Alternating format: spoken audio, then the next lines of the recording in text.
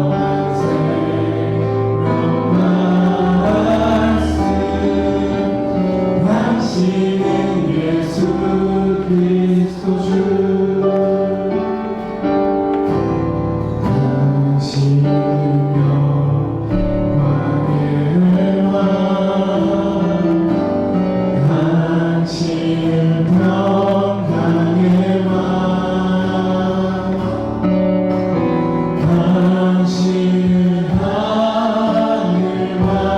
땅의 주, 당신은 정의의 아들, 천사가 무릎 꿇고 예배하고 찬송하네.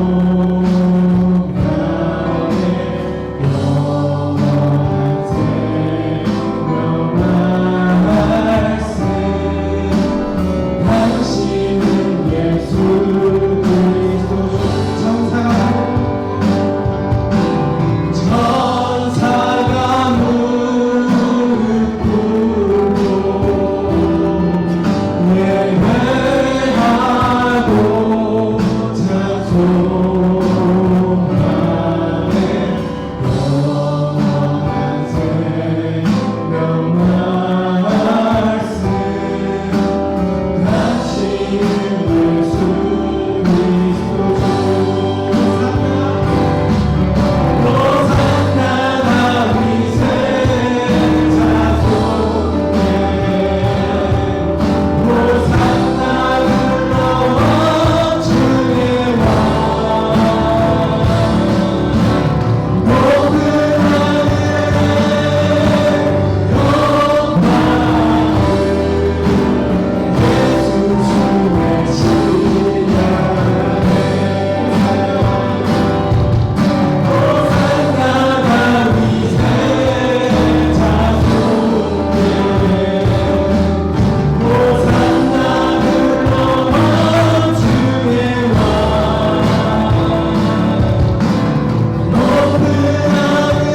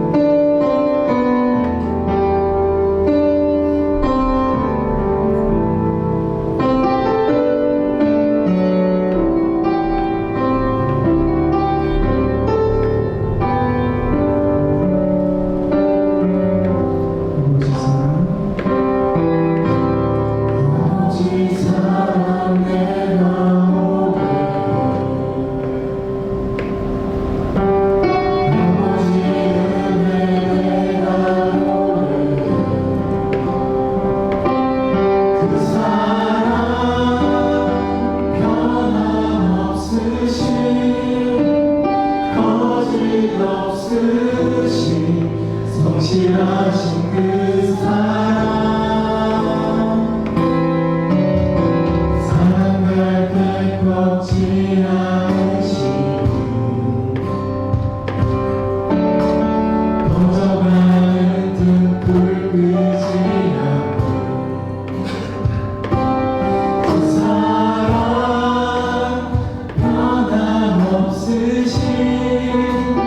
거짓 없으신 성실하신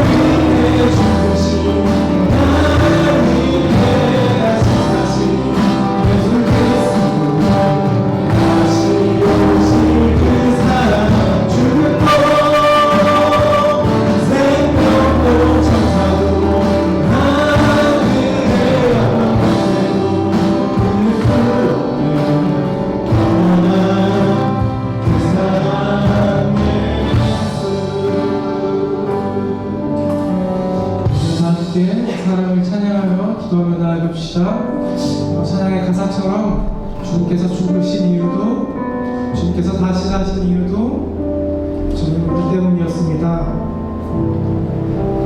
주님 나 때문이었습니다. 우리가 그것을 기억하며 나를 위해서 죽으신 예수 그리스도를 생각하며 나를 위해서 다시 사신 예수 그리스도의 사랑을 기억하며 시간 함께 기도하며 나아갑시다. 기도합시다.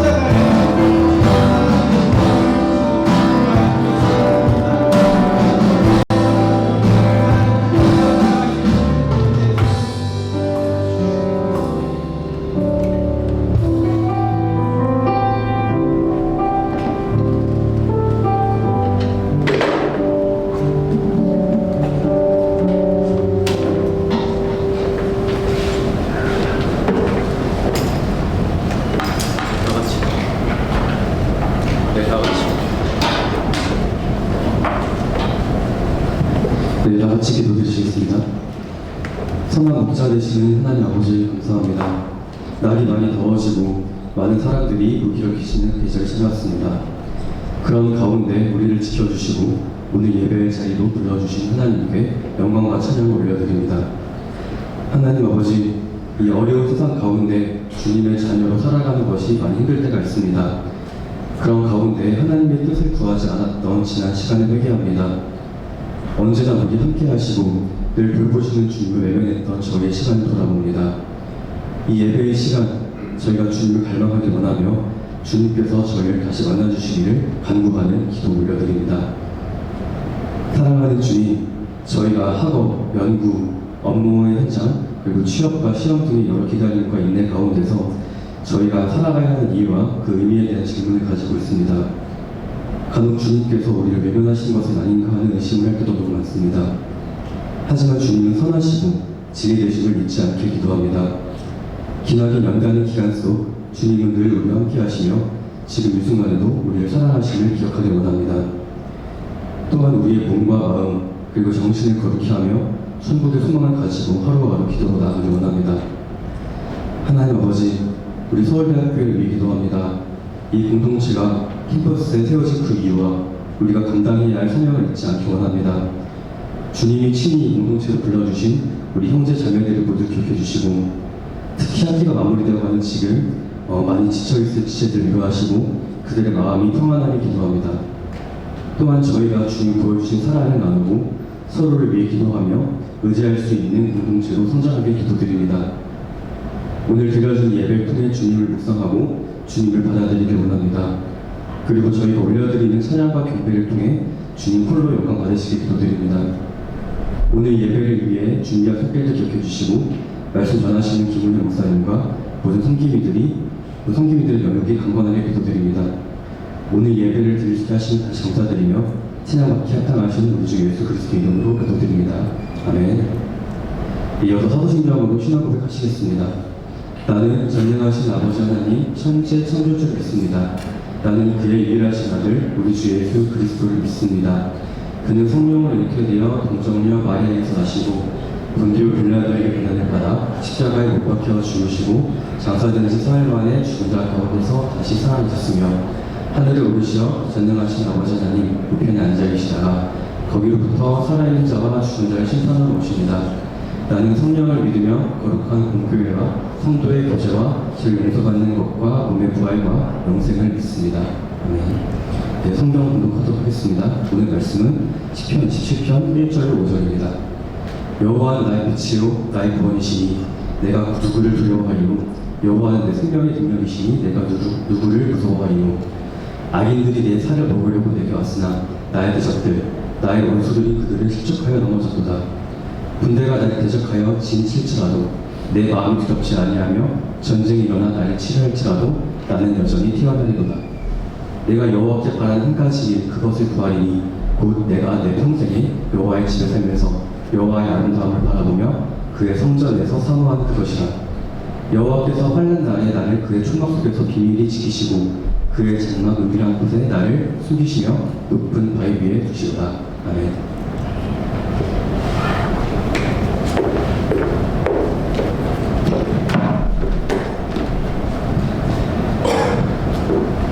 이 자리에 배치해 오신 여러분들을 주님의 이름으로 환영하고 축복합니다.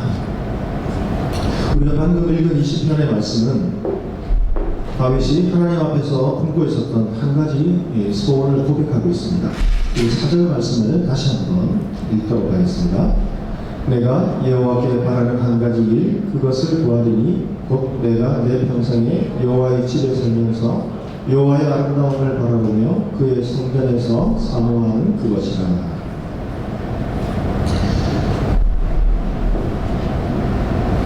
이전의 말씀을 보시면 다윗의 상황이 생생하게 그려져 있어요. 지금 다윗은 어떤 상황인가 하면 악인들이 그의 살을 먹으려고 찾아왔다라고 고백하고 있습니다.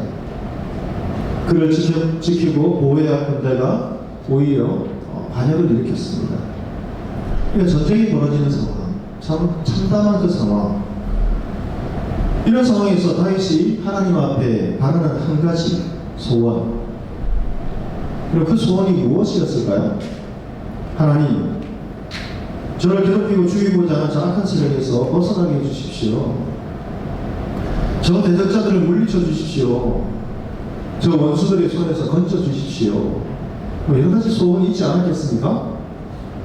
얼마나 여러분 이 다급한 상황에서 그가 바라는 바라는 그 일들이 여러분 얼마나 많았겠습니까? 그런데 다윗은 그 막막한 상황에서 자신은 여호와께 바라는 한 가지 일이 있다라고 그렇게 고백하고 있습니다. 그 소원이 무엇인가? 내가 내 평생에 여호와의 집에 살면서 여호와의 아름다움을 바라보며 그의 성전에서 사모하는 그것이라. 이렇게 고백하고 있다는 것이죠. 그런데 여러분 다윗이 하나님 앞에 말했던 이 소원은 일시적인 소원이 아니었다는 거예요. 이 원어의 의미를 살펴보면 이 다윗의 이 소원은 계속해서 하나님 앞에 지속적으로 강구했던 소원이라는 것이죠. 그러하기에 절박한 상황이었지만 다윗은 자신의 그 안전, 또 원수의 손에서 벗어나는 것, 또 그 전쟁의 상황에서 승리하는 것을 구하지 않았다는 것이죠. 그의 단 한 가지 소원은 바로 여호와의 집에 살면서 여호와의 아름다움을 바라보는 것이었어요. 자신에게 베풀어 주신 하나님의 끝없는 사랑과 은혜를 잊지 않고 살아가고 싶습니다. 이것을 이렇게 표현하고 있는 것이죠. 그럼 다윗은 목동의 아들이었어요. 목동의 아들로 이름 없이 그렇게 평범하게 살아왔던 자신에게 하나님께서는 그를 기억하시고 은혜를 베풀어 주셨어요. 그리고 여기까지 인도하신 하나님의 그 은혜와 사랑을 다윗은 잊을 수가 없었던 것이죠. 그래서 다윗은 이렇게 고백합니다. 하나님의 성전에서 주님만을 사모하는 것이 저의 평생의 소원입니다. 이렇게 고백하고 있는 것이죠. 여러분 이 말씀을 보시면 다윗의 신앙생활의 중심은 어디였습니까? 왕궁이었을까요? 목동이었을 때 그의 생활의 중심은 어디였을까요? 양을 잘 돌보아서 양떼를 늘여서 여러분 자신의 뭐라고 하죠? 그 부를 재산을 늘리는 것, 그것이 생활의 중심이었을까요? 왕이 된 이후에 다윗의 신앙생활의 중심은 어디였을까요? 왕궁이었을까요? 왕이 된 이후에도 목동일 때에도 다윗의 신앙생활의 중심은 하나님의 성전이었다는 것을 그의 고백에서 알 수 있는 것이죠. 자, 잠시 실수하고 죄를 범할 때도 있었지만 이 다윗의 인생을 통틀어 본다면 그는 언제나 하나님의 성전을 자신의 삶의 중심으로 여겼다는 거예요. 여러분의 신앙생활의 중심은 어디입니까? 연구실입니까? 직장입니까? 아니면 친구 모임입니까? 동아리 활동입니까? 아니면 이제 결혼한 이후에 가정을 이루면 여러분의 신앙생활의 중심은 새로 장만한 그 아파트가 될까요? 자녀가 될까요? 여러분의 신앙생활의 중심은 어디인가? 오늘 말씀을 통해 우리가 다시 한번 좀 살펴보기를 원합니다. 그럼 다윗은 왕이 되고 나서 제일 먼저 한 일은 무엇이었는가 하면 하나님의 임재의 상징인 법궤를 그 다윗성으로 옮겨오는 일이었어요. 그러니까 모셔오는 일이었죠. 법궤가 성으로 들어올 때에 이 다윗은 왕의 처면이나 자손심까지 다 내려놓고 모든 신하와 백성들 앞에서 춤을 추며 그토록 기뻐했어요. 그러니까 다윗은 하나님의 그 임재와 하나님이 거하시는 성전을 그의 삶의 중심의 최고로 여겼다는 것이죠. 법궤를 모셔오고 난 이후에도 자신은 백향목으로 지은 궁궐에 거하면서 하나님의 그 법궤가 장막 안에 있는 것이 너무나 안타까워했다는 것이죠. 그래서 다윗은 왕이 된 이후에 성전을 건축하는 것을 정말 열렬히 사모했어요. 하지만 그의 사모함과는 전혀 여러분 그의 사모함을 이루지 못한 것이죠. 하나님께서는 다윗이 전쟁을 통해 피를 너무 많이 흘렸기 때문에 그 하나님의 성전을 건축하는 것을 허락지 않으셨어요. 그럼에도 불구하고 다윗은 실망치 않고 최선을 다해서 그가 통치하는 그 기간 동안에 그리고 하나님의 부르심을 받는 그날까지 하나님의 그 성전 건축을 위해서 필요한 모든 것을 준비했다는 것이죠. 그리고는 그의 아들 솔로몬 때에 드디어 성전을 완성하게 되죠. 사실 여러분 솔로몬이 왕이 되어서 성전을 건축했지만 그 성전을 건축한 것은 다윗이 모든 그 준비를 다 해놨다는 것이죠. 우리 여러분 그 연말에 시상식에 연예인 대상 이런 걸 보시면 저는 모든 주변의 동료들이 다 이루어놓은 것을 숟가락만 하나 얹었을 뿐인데 이렇게 고백하죠. 사실 솔로몬이 무엇을 했겠어요? 어린 나이에 그 아버지 다윗이 모든 것을 다 준비한 것이죠. 왜 이렇게 준비했는가? 다윗의 신앙생활의 중심은 항상 하나님이 함께 하시는 성전을 최고로 여겼다는 거예요.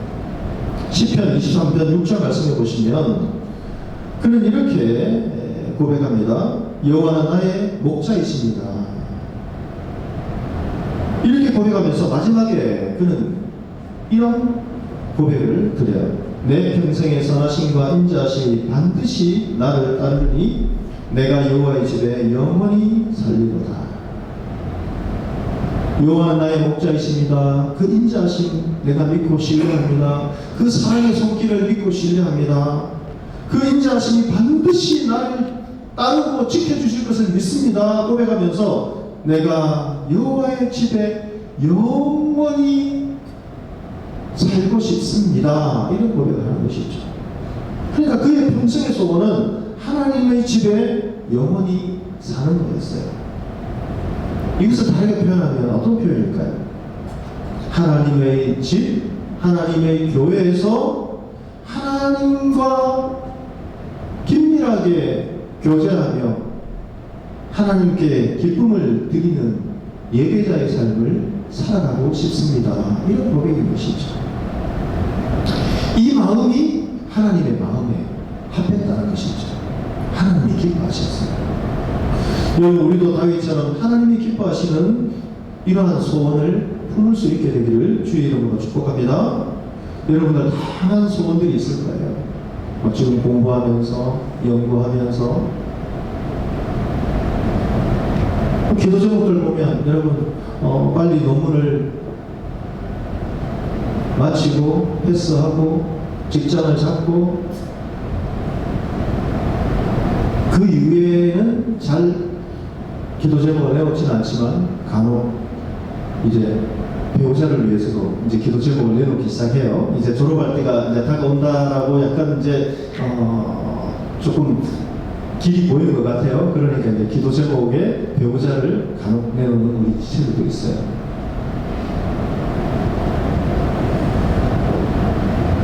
그러나 이 모든 소원이 하나님 앞에 응답받는 것은 아니라는 거예요. 우리가 이 하나님 앞에 응답받는 소원을 여러분 이루기 위해서는 하나님이 기뻐하시는 소원을 품어야 한다는 거예요.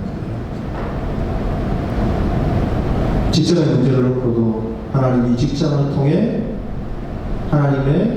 하나님과 하나님의 성전에서 주를 바라보기를 원합니다. 여러분의 가정을 통해서 하나님이 기뻐하시는 하나님의 임재가 있는 가정을 이루기를 원합니다. 그래서 여러분 저는 모태신앙이었는데요. 제가 신앙생활 할 때 지금은 이제 할아버지 목사님이 다 돌아가셨죠. 소천하셨죠. 그 목사님들이 이렇게 가르쳐 주셨어요. 직장이 좋은 직장이 있더라도 교회에 가까운 곳을 선택해라. 집을 장만할 때에도 교회 가까이 집을 그렇게 이룰 수 있도록.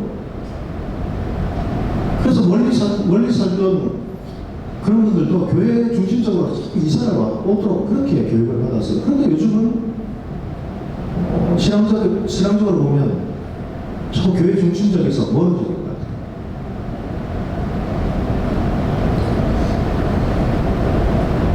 사도 바울은 빌립보 교회들을 향해서 이렇게 권면합니다. 그러므로 나의 사랑하는 자들아, 우리 다 같이 한번 읽어볼까요? 너희가 나 있을 때뿐 아니라 더욱 지금 나 없을 때에도 항상 복종하여 두렵고 떨림으로 너희 구원을 이루라. 너희 안에서 행하시는 이는 하나님이시니 자기의 기쁘신 뜻을 위하여 너희에게 소원을 두고 행하게 하시나니. 여러분 우리는 이미 예수 그리스도를 구주로 고백하고 이미 하나님의 자녀가 되었어요. 구원받았어요. 하지만 우리는 항상 주님의 말씀에 복종하고 두렵고 떨리는 마음으로 구원을 이루어야 된다는 거예요. 항상 복종하여 두렵고 떨림으로 너희 구원을 이루라. 여러분 여기서 구원을 이루라는 이 말은 우리 자신의 힘으로 내 능력으로 구원을 이루어가라 이런 의미가 아니에요. 우리는 이미 예수 그리스도의 십자가의 보혈 공로로 우리는 믿음으로 말미암아 구원을 받았어요. 이미 영생을 얻었고 천국 백성이 되었어요. 하지만 두렵고 떨림으로 구원을 이루라는 것은 이 세상 가운데서 주님 앞에 서는 그날까지 하나님의 자녀답게 살아가야 된다. 이것을 말씀하시는 것이죠. 그래서 주님을 닮아가는 삶, 여러분 우리가 구원받은 이후에 우리에게 주어진 숙제가 있습니다. 그것은 주님 앞에 서는 그날까지 이루어야 될 거예요. 그것은 무엇인가 하면 주님을 닮아가는 삶이에요. 그래서 우리 각자가 어떤 마음의 소원을 품고 살아가느냐, 이것이 굉장히 중요하다는 것이죠. 사람들은 어떤 생각, 어떤 소원을 품고 있느냐에 따라서 그의 삶의 방향이 달라져요. 그리고 행동도 달라져요. 만약 자신이 여러분 뭐 음악가가 되겠다, 아니면 예술가가 되겠다, 아니면 뭐 법조인이 되겠다, 뭐 그렇게 한다면요 거기에 맞게 삶을 준비하는 거예요. 요즘 인터넷에서 20년 전에 일어났던 그 밀양에서 일어났던 집단, 여러분 그 성폭행 사건의 피해자들 때문에 지금 연일 계속해서 온라인상에서 설전이 벌어지고 있죠. 근데 그 중에서 경찰 공무원이 된 그 당시의 가해자도 있는 거예요. 그러니까 괜찮아야 생각하죠. 어떻게 그렇게 큰 상처를 준 사람이 공무원이 되어서, 그것도 경찰 공무원이 되어서 정의로운 어떤 일을 위해서 국민들에게 그렇게 봉사하는 삶을 살아간다라고 할 수 있느냐. 그 사람이 여러분 전혀 그때와는 다른 정말 성실한 공무원의 길을 걷고 있다 할지라도 지금의 상황 가운데서는 굉장히 여러분 논쟁의 소지거리가 될 수밖에 없는 것이죠. 그래서 우리가 여러분 어떤 모델을 가지고 어떤 소원을 가지고 살아가느냐, 아마 청소년 시절부터 어린 시절부터 그 꿈을 가지고 살았다면 나는 법조인이 될 거야. 그러면 거기에 맞게 사고하고 행동하고 조심스러워하고 그렇게 살아가려고 하겠죠. 예술가가 되려고 하면 여러분 어떤 그 모델을 통해서 이 사람을 본받고 싶다. 그렇게 해서 연습을 하고 그 사람을 닮기 위해서 그 연주가를 닮기 위해서 연습하고 최선을 다해 성공적인 그 음악가의 인생을 예술가의 인생을 살아가려고 그렇게 달려가겠죠. 그렇기 때문에 여러분 우리의 삶에 여러분 그 길에서 어떤 마음의 소원을 품고 사느냐가 굉장히 중요한 것이죠. 사도 바울은 빌립보 교인들에게 너희 안에 행하시는 하나님을 먼저 바라보라 이렇게 권면하고 있어요. 우리들이 소원을 품 때 자신의 유익이나 기쁨을 위해서 먼저 소원을 품는 것이 아니라 하나님이 기뻐하시는 소원을 품고 살아가는 것이죠.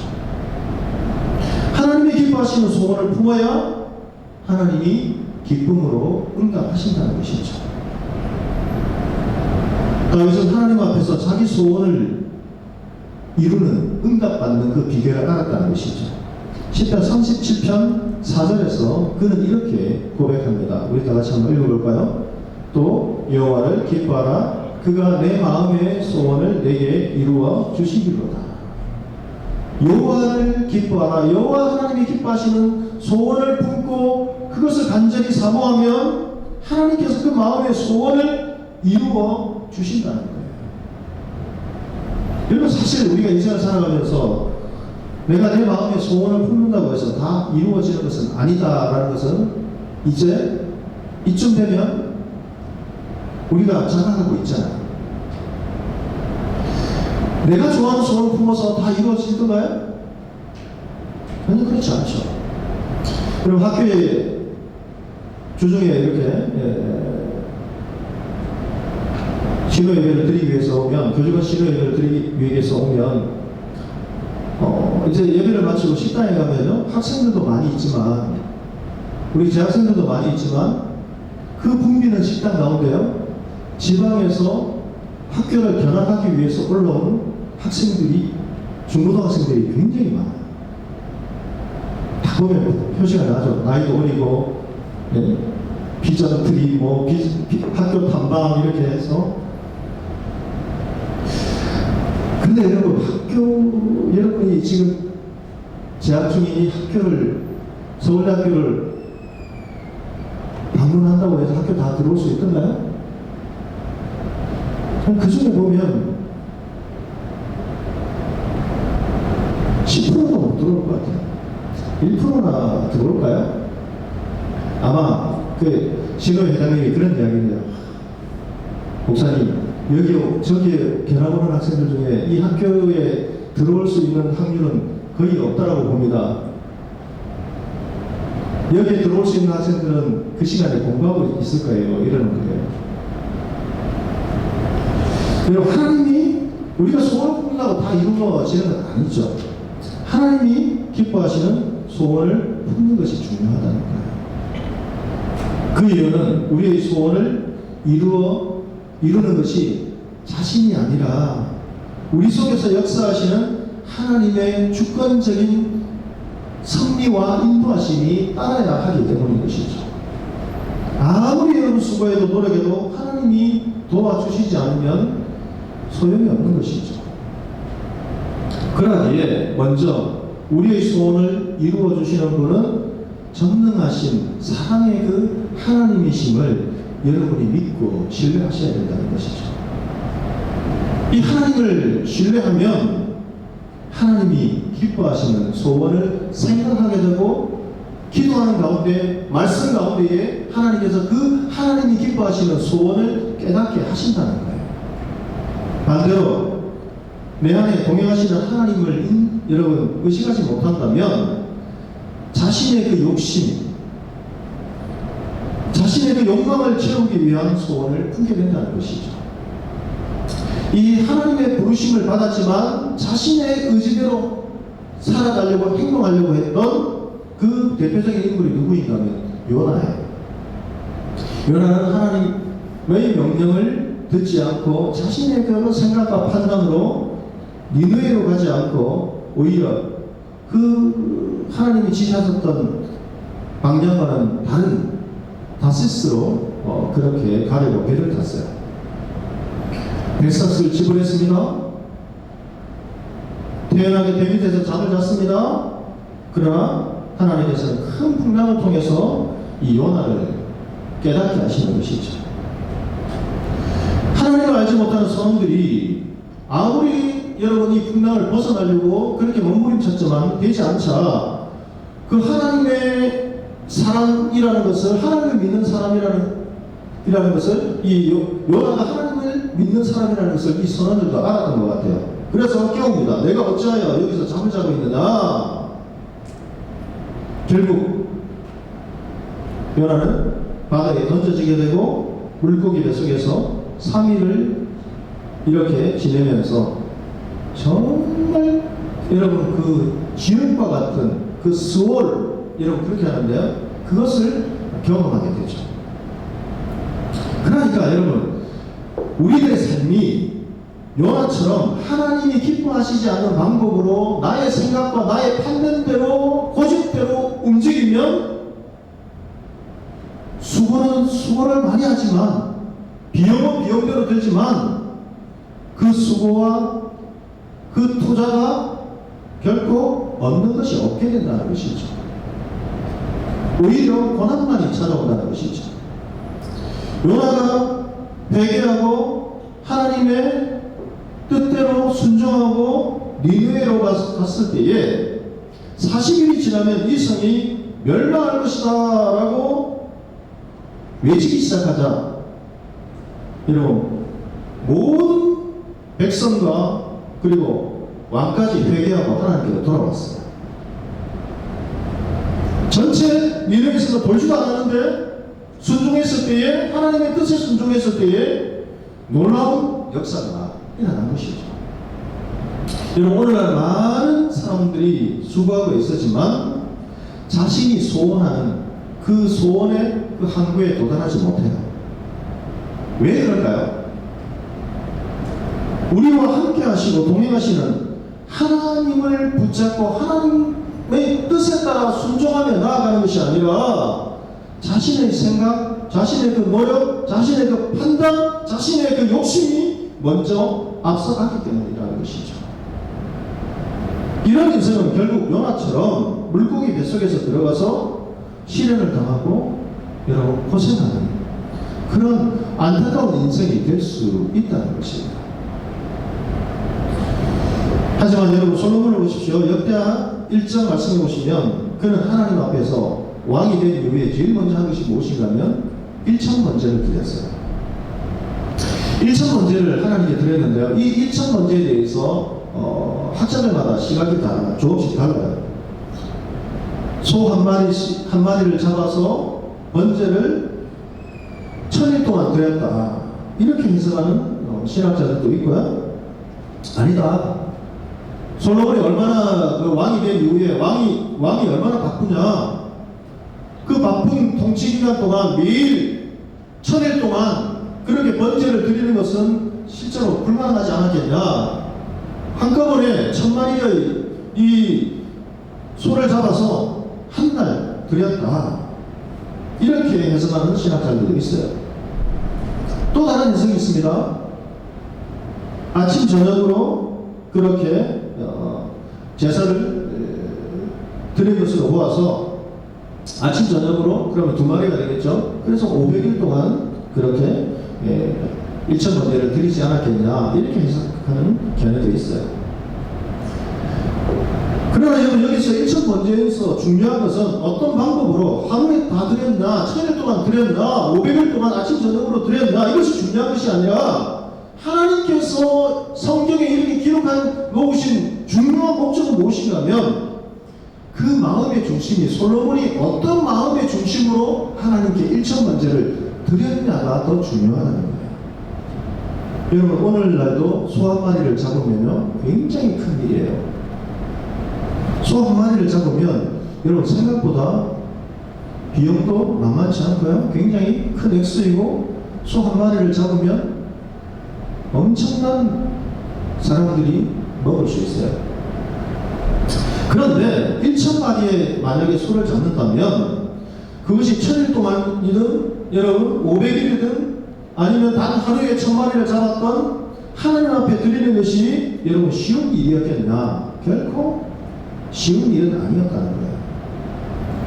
그런데 어떻게 솔로몬은 1,000일 동안 1,000번제를 드렸을까? 그 마음의 중심이 하나님을 향했다는 거예요. 어떻게 해서든 아버지 다윗이 물려준 이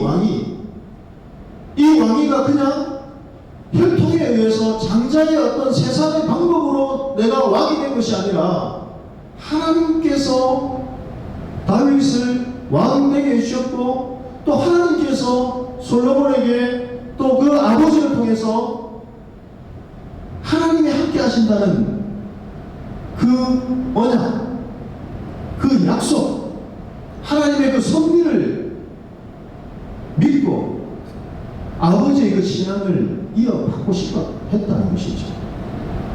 그래서 하나님이 기뻐하시는 하나님이 내가 왕이 되었지만 그러나 하나님이 함께 하셔서 다스리시는 하나님의 나라, 하나님의 백성을 이루어가고 싶어 했다는 거예요. 이런 솔로몬의 마음의 중심을 하나님께서는 귀하게 보시고 기쁘게 받으셨어요. 그래서 그날 밤 하나님께서 나타나셔서 솔로몬에게 물었습니다. 내가 내게 무엇을 해주기를 원하느냐? 그러자 솔로몬은 이렇게 대답했죠. 백성을 바르게 다스릴 수 있는 지혜를 주십시오.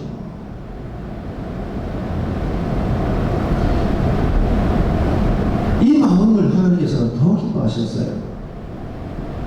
그래서 그 마음의 소원을 하나님께서는 너무너무 기뻐하셔서 그가 구하지 않는 부와 재물과 영광도 그에게 주신 것이죠. 그러나 여러분 우리가 하나님이 기뻐하시는 믿음의 소원을 품는 것이 중요해요. 여러분 지금 논문을 이제 마무리해야 합니까? 이제 졸업을 하면 이제 여러분의 새로운 진로를 놓고 지금 기도하고 있을 건데요.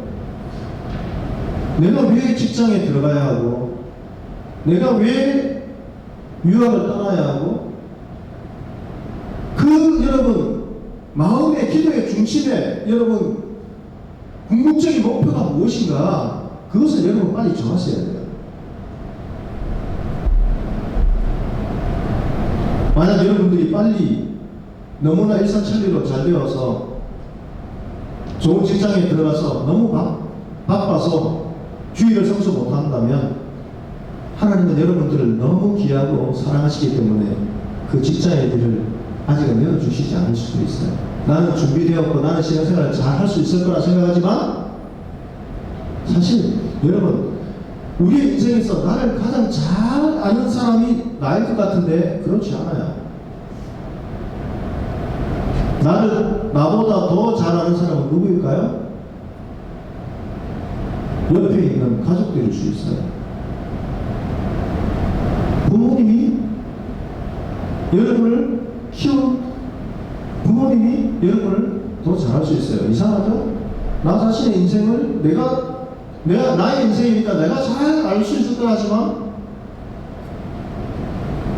부모님이 더 잘할 수 있어요. 그렇다면 우리의 인생은 누가 가장 잘 아실까요? 우리를 창조하신 그리고 구원하신 하나님이 나의 인생을 가장 잘 아시는 거예요. 그래서 때로는 여러분 안 되게 하시는 것이 아니라 늦추시는 거예요. 왜 늦추시는가? 빨리 깨달으라는 거예요. 지금 상태에서 나가서 빨리 잘 되면 세상에 여러분 방식에 나도 모르게 물들어서 또 주일 성수 한두 번 빠지기 시작하고 신앙이 흔들리고 신앙생활을 해도 피곤해서 지쳐서 예배에 와서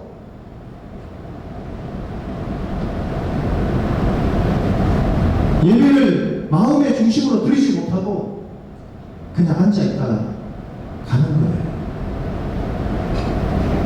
마음이 자꾸 하나님께 멀어지는 거예요. 예배 드리는 이 순간에도 산더미처럼 머릿속에는 해야 할 일들이 머릿속에서 떠나지 않는 거예요. 그래서 바쁘죠. 빨리 맞춰주세요. 그래서 여러분, 미국에 부흥하는 교회들, 한국에 부흥하는 교회들 보면은 특히 미국에서 지금 여러분, 지금 이제 우리가 미국의 교회를 전체를 따라가고 있어요. 교회가 급속도로 젊은이들이 교회에서 여러분 사라지고 있고, 교회가 문을 닫고 미국의 교회가 그랬어요. 우리 서구의 교회들 그대로 따라가고 있어요. 교회 역사를 보면. 그런데 그 어려운 시대에 부흥하는 교회들이 있어요. 예배를 2시간씩 3시간씩 드려요. 아이가 막 떠들고 아이 소리가 들리고 함께 예배를 드려요.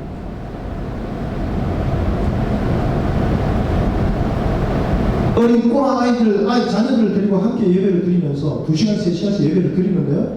그 아이들이 자기 친구도 모르게 신앙적인 그 신앙의 체득을 하는 거예요. 그런 교회거든요. 그런데 잘 짜여진 각본처럼 딱 20분, 30분 설교해서 맞추고 탁탁탁 프로그램대로 진행하고 세련된 것처럼 하지만 교회는 점점 쇠퇴해 가고 있다는 것이죠. 왜 그럴까요? 예배 형식 때문은 아니에요. 그래서 마음의 중심 때문이니까. 누군가와 여러분 사랑하면, 정말 사랑하면 2시간, 3시간이 지나도 그 시간이 너무나 빨리 흘러가요. 헤어지기가 아쉬워요.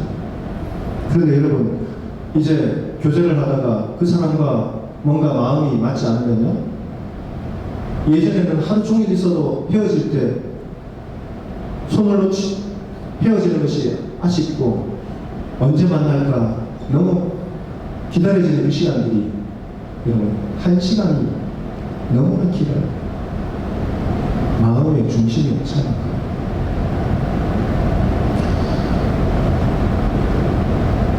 우리가 하나님의 이 소원을 품었으면 우리는 어떻게 해야 되는가?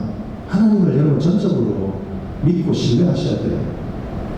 다윗은 하나님을 정말 신뢰했던 사람이었어요. 아무리 어렵고 힘든 상황이 와도 좌절하거나 낙심하지 않았어요. 그도 인간이에요. 근데 어떻게 그가 좌절하지 않았을까요? 그가 정말 여러분 타고난 골리앗을 쓰러뜨린 타고난 여러분 그 어떤 신체적인 장수로 태어났기 때문에 그럴까요? 상위 여러분 0.0몇 프로의 여러분 타고난 어떤 군사로 여러분 그렇게 타고났기 때문에 장수로 태어났기 때문에 그렇게 그가 용맹할 수 있었을까요? 아니에요. 하나님을 믿는 마음의 중심이 하나님을 전적으로 신뢰하는 그 믿음이 있었기 때문이라는 것이죠. 골리앗을 상대하러 나갈 때에도 모든 사람들이 비웃었어요. 전차에 여러분 그 골리앗뿐만 아니라 이스라엘의 그 군대에 있는 심지어는 자신의 형제들조차도 비웃었어요. 그런데 그가 칼과 여러분 단창으로 나가지 않고 여호와의 이름으로 나갑니다. 그렇게 나아갈 수 있었던 비결이 어디에 있었습니까? 하나님을 전적으로 신뢰하는 그 믿음이 있었던 거예요. 시편 우리 27편 1절의 말씀을 한번 읽어봅시다. 다 같이 읽습니다. 여호와는 나의 빛이요 나의 구원이시니 내가 누구를 두려워하리요. 여호와는 내 생명의 능력이시니 내가 누구를 무서워하리요. 계속 있습니다. 군대가 나를 대적하여 진칠지라도 내 마음이 두렵지 아니하며 전쟁이 일어나 나를 치게 할지라도 나는 여전히 태연하리로다. 어떻게 이런 믿음의 고백을 그는 할 수 있었을까? 하나님을 전적으로 믿는 믿음이 없었다면 여러분 이것은 불가능한 것이죠. 군대가 그를 진치는데 어떻게 두려워하지 않을 수 있어요? 두렵죠. 하지만 전쟁이 일어나 군대가 진칠지라도 나는 대응할 것인데 왜냐? 하나님이 나를 지키시고 나와 함께 하신다는 그 전적인 믿음이 있었다는 거예요. 여러분에게도 이런 믿음의 고백의 자리로 나아갈 수 있게 되기를 바랍니다. 지금 풀리지 않고 여러분 막히고 내가 생각하는 대로 빨리 나의 길이 열리지 않을 때 나를 나 자신보다 나를 더 잘하시는 하나님께서 나와 함께 하신다. 하나님이 예비하신 길이 있을 것이다. 이 믿음의 자리로 가셔야 돼요. 그러면 하나님께서 길을 열어주세요.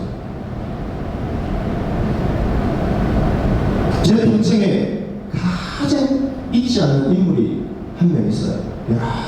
정말 신앙이 좋으신 우리 성도들이 많이 있었는데요. 그 중에서 나이가 어림에도 불구하고 정말 제 평생에 신앙적으로 많은 교훈을 주고 아직도 기억나는 그 인물. 그 친구는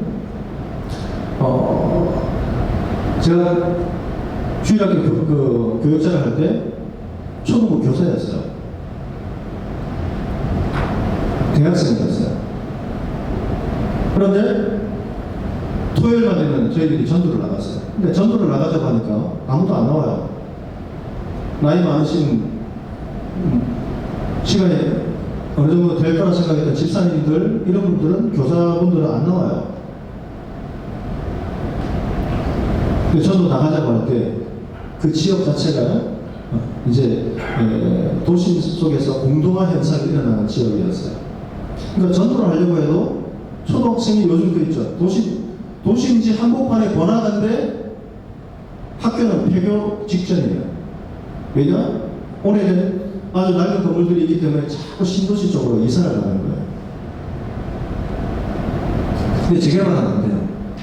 남아있는 분들은 나이 드신 분들밖에 없고 초등학생들도 겨우 이제 폐교될 직전에 학급 수도 얼마 안 되는. 근데 주일학교가 잘 될 리가 없잖아요. 근데 전도를 해야 되죠. 왜냐하면 교육적 주일학교가 있는데. 그러니까 토요일날 학교 전도를 나가자고 하니까 전도를 나올 교사들이 없죠. 그런데 이 친구가 그 바쁜 와중에서요 금요일까지 열심히 공부하고 토요일날 학교 전도를 또 나가요. 과제도 있고. 이 친구가 부산대학교를 다녔는데요. 나중에 예전에 제가 한번 이야기한 적이 있죠. 부산대를 수석 졸업했는데 4.5 만점에 4.5 만점을 받았고 그래 졸업했어요.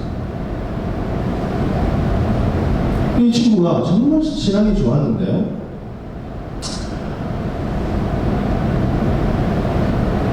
이제 취업을 앞두고 대학원을 갈까 취업을 앞두고 생각하다가 취업으로 결정했어요. 빨리 취업을 해서 경제적으로 좀 더 여유 있게 살고 싶다. 그래서 그때 LG그룹에서 한 명을 뽑을 때가 있었어요. 2,000명이 넘게 지원했는데 마지막 최종 2명까지 올라갔어요. 그런데 주일날 계속해서 이제 교사인데 비우는 것이죠. 제가 기도하는 가운데 그 친구 이름이 동현현재인데요. 동현현재 주일날 빠지면서 교사로서 그렇게 면접을 보러 가는 것은 하나님의 뜻이 아닌 것 같다. 그런데 이번만 목사님, 제가 한 번도 이런 적은 없지만 이번만 하면서 그렇게 해서 결국에는 2,000명이 넘는, 2,000명이 훨씬 넘었죠. 거기에서 마지막 최종 후보 2명까지 올라갔어요. 그러면 마지막 2명을 넣고 이제 프레젠터를 하면서 면접을 보는데 거기서 떨어질 거예요. 그러니까 고생은 고생대로 하고 떨어질 거예요. 그러니까 당황하더라고요. 토익 점수도 더 올려야 되겠고 그때부터 준비할 게 많아지는 거예요. 신앙이 조금씩 흔들리는 거예요. 대학원을 가야 되겠습니다. 당연히 그 학교에서 전체 수석이었으니까 시험을 쳤는데 대학원을 쳤는데 카이스트를 치니까 카이스트에 떨어지고 포항공대로도 시험 치는데 포항공대에 떨어지고 근데 이상한 것은요 자기 학과에서 자기보다 못한 자신을 한 번도 성적으로 이겨보지 못한 2등에서 3등, 4등, 7, 8위까지는 다 합격을 하는 거예요. 결국 마지막 대학원 한 군데가 남았는데 서울대에 왔어요. 처음부터 그랬어요. 기도하는 가운데 주의를 면접 보지 않고 교사의 역할을 하면서 감당할 수 있는 곳은 어디냐? 서울대학교라고 했어요. 주일날 면접 보지 않고 다른 데서는 다 주일날 빠져야 되고 결국 하나님 앞에 나와서 금요기도회 때 무릎 꿇고 마지막 남은 선택지가 하나밖에 없었는데 기도하면서 하나님 앞으로 나올 때에 하나님께서 길을 열어주셔서 이곳에 들어왔는데 전공을 바꿨어요. 전자공학과였는데 에너지 쪽으로 바꿨어요. 전기 쪽으로 바꾼 것 같아요. 그런데 그곳에 하나님의 예배하심이 있는 거예요. 믿음 좋은 교수님을 만나서 자신이 꿈꿨던 이야기, 그 생각들, 계획들이 있었어요. 공부했던 것을 통해서 회사를 들어가고 페이를 많이 받고 그래서 하나님을 더 잘 섬기겠다 이런 물론 그 소원들이 굉장히 여러분 나쁜 건 아니에요. 굉장히 좋았어요. 그런데 하나님께서 기뻐하시는 소원은 따로 있었어요. 그러면서 그 믿음의 교수님을 만나고 자신이 전공을 바꾸면서 가난한 그 나라에 도움이 될 수 있는 그 비전을 품기 시작한 거예요. 그래서 여러분 여기서 공부를 잘해서 하나님께서 길을 열어주셔서 미국으로 유학을 가게 되고 미국에 정말 내노라는 여러분 세계적인 유명한 기업에 취업을 해서 오늘 저 연락이 왔더라고요. 목사님 집을 샀습니다.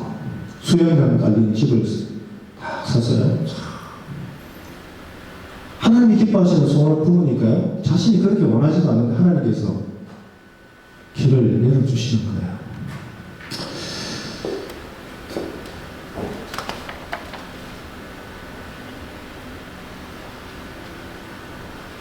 여러분 예수님께서 칭찬하신 사람 가운데 로마의 그 백부장 최고로 칭찬받은 사람이죠. 자기 하인 가운데 한 사람이 중풍병이 걸려서 그렇게 힘들할 때 백부장이라면 자신의 종이라면 그냥 무시해도 되잖아요. 그런데 이 백부장은 그의 하인을 사랑하는 마음이 있었어요. 어떻게 그 백부장이 그의 종을 사랑하는 마음이 있었을까? 이런 하나님을 경외하는 사람이었다는 거예요. 그래서 예수님이 병든 자를 고치신다는 소문을 듣고 예수님을 찾아왔어요. 백부장의 이 여러분 간청을 들은 예수님은 직접 가서 고쳐주시겠다 할 때에 백부장은 이렇게 고백합니다. 예수님, 저도 남의 수하에 있는 사람이요, 내 아래도 군사가 있으니 이더러 가라면 가고 저더러 오라면 오고 내 정도로 이것을 하라면 하나이다. 주인이 내 집에 들어오심을 나는 감당할 수 주님이 내 집에 들어오심을 나는 감당할 수 없사오니 다만 말씀으로만 하시옵소서. 그러면 내 하인이 낫겠습니다. 이 백부장의 고백을 듣고 주님은 이렇게 놀라시며 이렇게 말씀하시죠.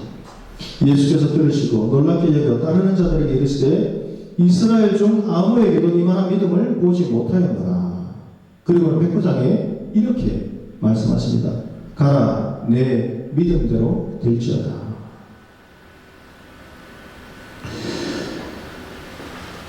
여러분, 다윗과 또 백부장과 여러 믿음의 선진들이 하나님을 의지하겠습니다.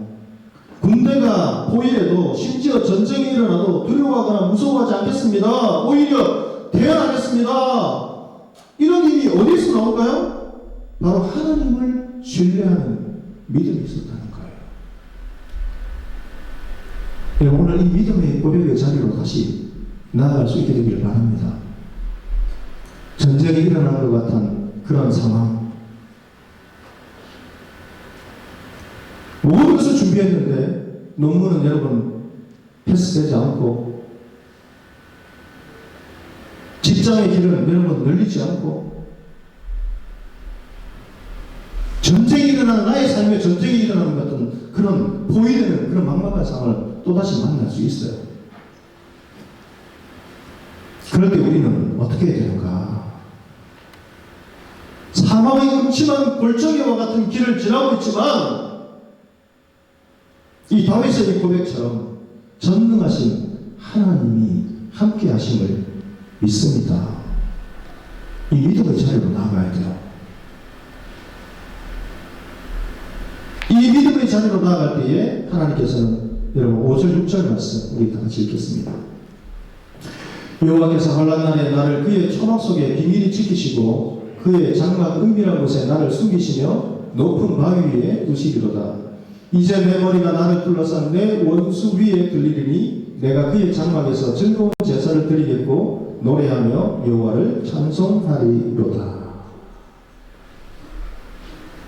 내가 주님의 장막에서 즐거운 제사를 드리겠고 노래하며 여호와를 찬송하겠습니다. 이 고백은 하나님 앞에 믿음으로 주의 성전에서 이 말을 여러분 주님 앞에 예배자로 살아가겠습니다. 예배자로 살아가겠다는 것은 하나님의 자녀로서 하나님과 긴밀하게 주님을 사랑하며 교제하며 살아가겠습니다. 여러분, 이 소원이 자신의 평생의 단 한 가지의 소원이라는 거예요. 여러분, 우리에게 이런 갈망이 있어야 되는 거예요. 하나님, 직장생활을 하지만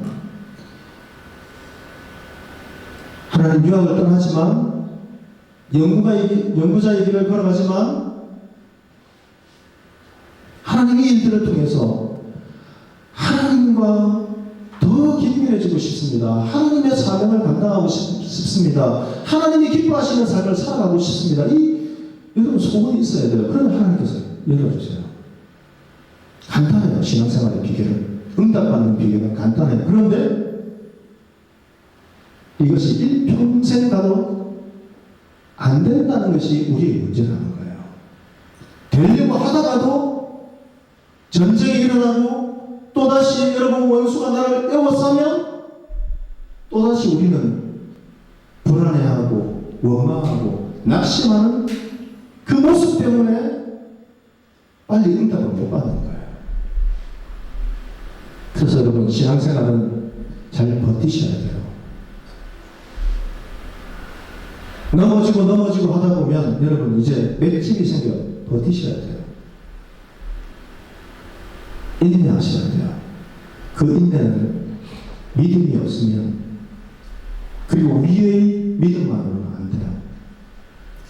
하나님을 전적으로 의지하고 믿으셔야 돼요. 그러면 하나님께서 우리를 소원의 항구로 반드시 이끌어 주실 거예요.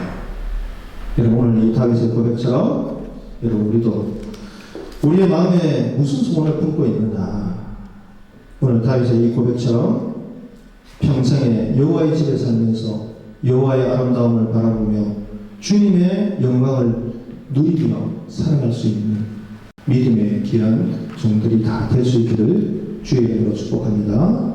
기도하시겠습니다. 하나님, 오늘 말씀처럼 우리 모든 지체들을 붙잡아 주시고 우리가 여호와의 성전을 사모하며 예배자로서 하나님과 긴밀히 또 친밀하게 또 동행하며 또 하나님 의지하는 그 믿음의 삶으로 나아갈 수 있도록 은혜 베풀어 주시옵소서. 막혀있는 인생의 문제들 또 하나님 낙심한 마음들이 하나님의 그 은혜의 손길로 회복되고 일어날 수 있도록 은혜 베풀어 주시옵소서. 예수님의 이름으로 기도드립니다. 아멘.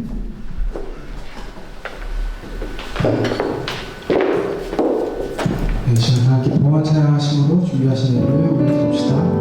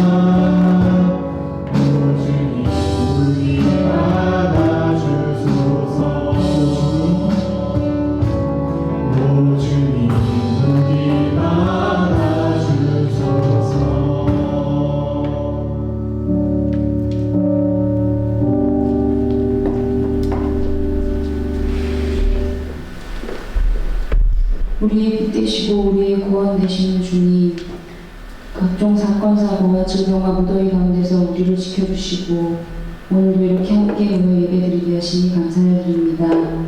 주님, 우리가 걸어가는 인생 가운데 우리가 바라야 할 것이 무엇인지를 바로 알고 우리가 전적으로 주님을 신뢰하며 주의 뜻을 구하며 살아가는 인생이 되기를 원합니다. 드린 예물을 받아주시고 한 주간의 삶도 지켜주시길 원하며 이 모든 간구 살아계신 예수 그리스도 이름으로 기도드립니다.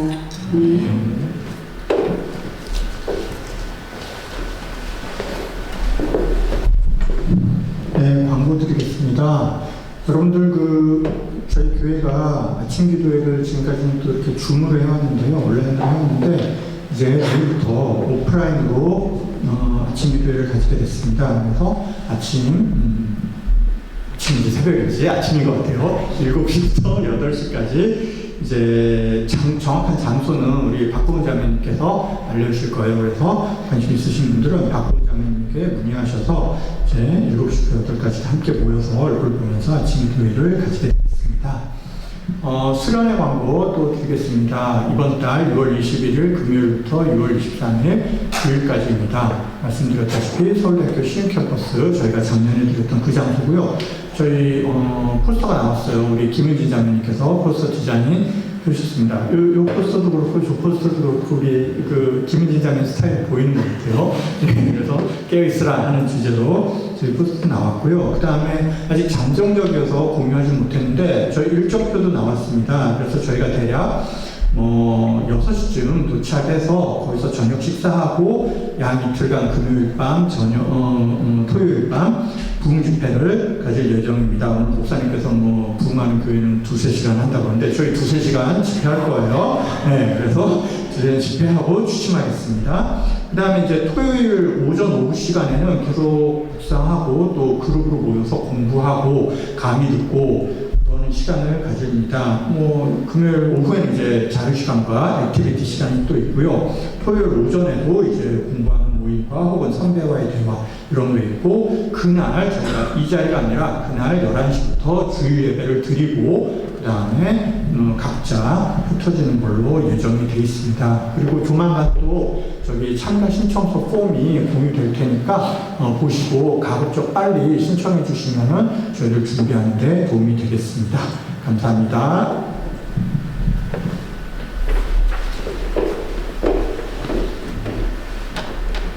네, 다 함께 자리에서 일어나셔서 미션 결단 찬양 드리시겠습니다.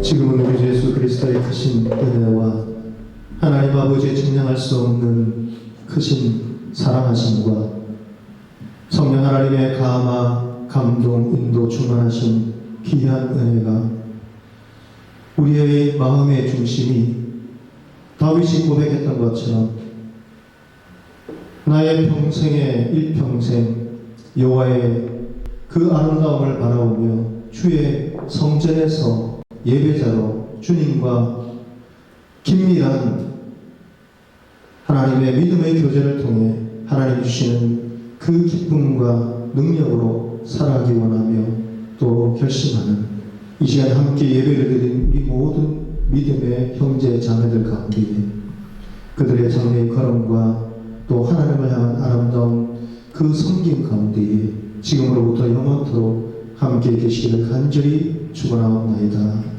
아멘.